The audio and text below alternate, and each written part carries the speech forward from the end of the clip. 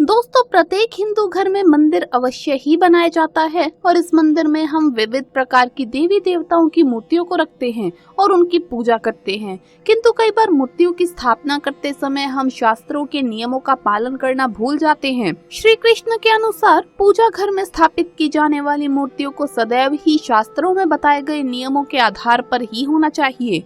कुछ मूर्तियां मोक्ष प्रदान करने वाली होती है तो वहीं कुछ पाताल भेजने वाली भी होती हैं। कुछ मूर्तियां श्री अर्थात लक्ष्मी प्रदान करती हैं तो कुछ मूर्तियां घर में कलेश और दरिद्रता का कारक होती है। घर में मूर्तियां रखने से पूर्व शास्त्रों में बताए गए नियमों का पालन अवश्य करना चाहिए। आज हम जानेंगे हमें पूजा घर में किस प्रकार की मूर्तियों को नहीं रखना चाहिए, कौन सी मूर्तियां अशुभ फल प्रदान करती है और कौन सी मूर्तियां शुभ फल देने वाली होती हैं। साथ ही जानेंगे वास्तुशास्त्र के अनुसार पूजा घर कैसा होना चाहिए, पूजा घर की सही दिशा कौन सी है और पूजा घर में पूजा करते समय कौन से महत्वपूर्ण नियमों का पालन करना चाहिए। श्री कृष्ण के अनुसार घर में नियमित रूप से पूजा पाठ करने से घर में खुशहाली आती है और घर की सारी नकारात्मकता भी दूर हो जाती है। लेकिन यह तभी संभव होता है जब हमारे घर में रखा हुआ मंदिर वास्तुशास्त्र के अनुसार सही दिशा में और सही तरीके से रखा गया हो। यदि मंदिर की दिशा और दशा गलत हो तो हमारे जीवन और घर परिवार पर इसका विपरीत परिणाम पड़ता है। तो आइए जान लेते हैं भगवान श्री कृष्ण के अनुसार घर का मंदिर कैसा होना चाहिए और मंदिर में कौन सी मूर्तियों को रखना शुभ और अशुभ होता है। सबसे पहली बात, हमारे घर में मंदिर एक बहुत ही पवित्र स्थान होता है। प्राचीन काल में मंदिर के लिए घर में स्वतंत्र कमरा होता था, लेकिन आज के छोटे घरों में ये संभव नहीं है। लेकिन आप अपने घर में वास्तु के अनुसार छोटा सा मंदिर रख सकते हैं। इसके लिए ईशान दिशा सर्वोत्तम मानी गई है, अर्थात पूर्व और उत्तर के मध्य की दिशा में छोटा सा मंदिर अवश्य रखना चाहिए। दूसरी बात, मंदिर में केवल देवी देवताओं की तस्वीर रखनी चाहिए। किसी अन्य जीवित साधु संत या अपने मृत परिजनों की तस्वीरें भूल से भी नहीं लगानी चाहिए। ऐसा करना अशुभ माना जाता है।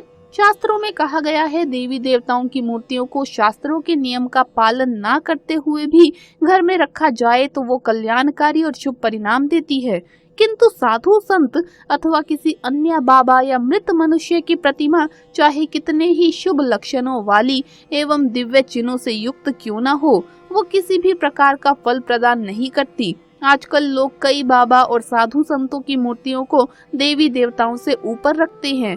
ऐसा करना बिल्कुल भी शुभ नहीं होता। इनकी मूर्तियों की पूजा करने से मनुष्य को कोई फल प्राप्त नहीं होता। तीसरी बात, किसी भी एक देवी देवता की एक से अधिक मूर्तियां कभी नहीं रखनी चाहिए और एक दूसरे की तरफ पीठ करके भी मूर्तियों को नहीं रखना चाहिए। चौथी बात, भगवान की मूर्तियों को हमेशा बैठी हुई अवस्था में ही रखना चाहिए। कभी भी खड़ी हुई अवस्था में मूर्तियों को ना रखें। शास्त्रों में कहा गया है अलग अलग स्थानों पर सात्विक, तामसिक और राजसी गुणों वाली देवताओं की मूर्तियां स्थापित करने का नियम है।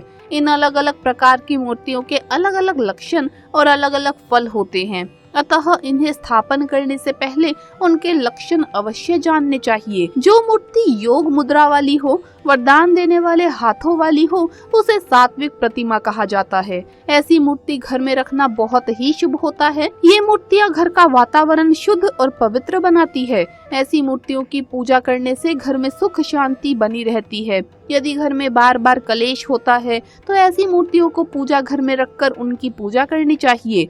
दूसरा है राज्य प्रतिमा। यदि कोई मूर्ति वाहन पर बैठी हुई हो और अनेक प्रकार के आभूषण से युक्त हो, जिसके हाथों में शस्त्र हो, तो उसे राजसी मूर्ति कहा जाता है। ऐसी मूर्तियों को पूजा घर में रखकर उनकी पूजा की जाए तो धन संपत्ति और ऐश्वर्य की प्राप्ति होती है और शत्रुओं से रक्षा होती है। तीसरी प्रकार की मूर्ति है तामसी। तामसी देवी देवताओं की मूर्तियों को घर में कभी नहीं रखना चाहिए। जो मूर्ति शस्त्र अस्त्र से दैत्यों को मारने वाली हो, उग्र रूप धारण की हुई हो, सदा युद्ध के लिए तैयार रूप में होती हो, उन्हें तामसी मूर्ति कहा गया है। ऐसी मूर्तियां मन में भय उत्पन्न करती है। इन मूर्तियों को विशिष्ट स्थान पर मंदिर बनाकर रखा जाता है। इन्हें घर पर रखना अनुचित माना गया है। इनकी पूजा करने की विधि भी बहुत ही कठिन होती है, इसीलिए तामसी प्रतिमाएं घर पर भूल से भी ना रखें।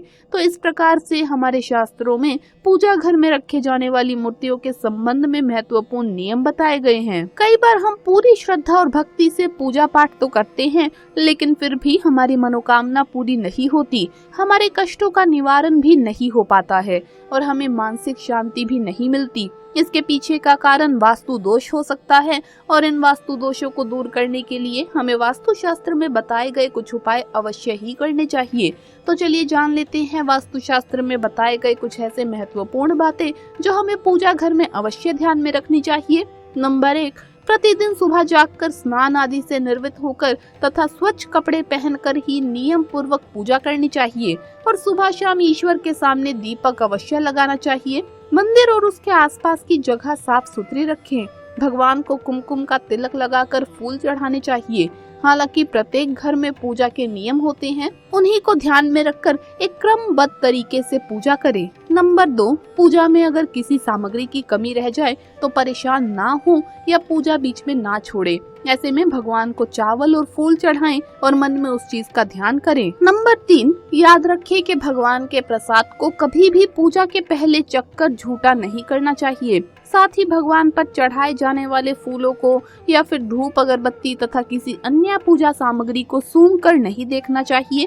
ये शास्त्र की दृष्टि से अनुचित माना गया है। नंबर 4, अक्सर लोग ऐसे होते हैं जो अपने मंदिर में कई दिनों का कचरा रख लेते हैं, जैसे कि बासी फूल, अगरबत्ती के पुराने डिब्बे, देसी घी का खाली डिब्बा और मंदिर में बिछा हुआ पुराना कपड़ा।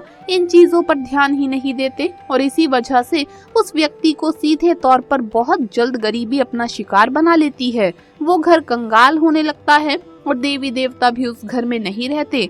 इसीलिए इन चीजों पर ध्यान दें और धन की देवी महालक्ष्मी को प्रसन्न करें। नंबर 5, हमारे शास्त्रों में गंगा जल को अत्यंत पवित्र माना गया है, इसीलिए पूजा घर में गंगा जल का होना अत्यंत आवश्यक है। गंगा नदी सभी पापों को नष्ट करने वाली तथा सभी व्याधियों का नाश करने वाली है। इसीलिए यदि आपके पूजा घर में एक तांबे के छोटे से पात्र में आप गंगा जल भरते हैं तो इससे आपके पूजा घर की शुद्धता बनी रहेगी और आपको आपकी पूजा का संपूर्ण फल प्राप्त होगा। प्लास्टिक की बोतल में या किसी अपवित्र धातु के बर्तन में गंगा जल नहीं रखना चाहिए। अपवित्र धातु जैसे एल्यूमिनियम और लोहे से बने बर्तन, गंगा जल तांबे के बर्तन में रखना शुभ रहता है। नंबर 6, पूजा करते समय सबसे पहले तो ये बात ध्यान में रखें कि आपका मंदिर ईशान कोण में यानी कि उत्तर पूर्व दिशा में ही होना चाहिए, तभी आपको आपकी पूजा का संपूर्ण फल प्राप्त होता है। आपको इस बात का ज्ञान अवश्य होना चाहिए। आपके मंदिर में वास्तु के अनुसार पूजा घर पर एक ही भगवान की केवल एक ही तस्वीर रखनी चाहिए। एक भगवान की दो तस्वीरें ना रखें, इसे बहुत अशुभ माना जाता है। वास्तु के अनुसार पूजा घर में भगवान की फोटो के अलावा किसी गुरु या पूर्वज की तस्वीरें कभी ना लगाएं, इससे घर में नकारात्मक ऊर्जा का वास हो जाता है। इसीलिए ये गलती करने से बचे। तो दोस्तों, आपको ये वीडियो कैसा लगा हमें कमेंट्स में जरूर बताएं। इस वीडियो को लाइक करें, अपने दोस्तों के साथ शेयर करें और अगर आपने अभी तक चैनल को सब्सक्राइब नहीं किया है तो सब्सक्राइब करके बेल आइकन जरूर प्रेस कर ले। जल्द मुलाकात होगी अगली वीडियो में। हर हर महादेव, जय महाकाल।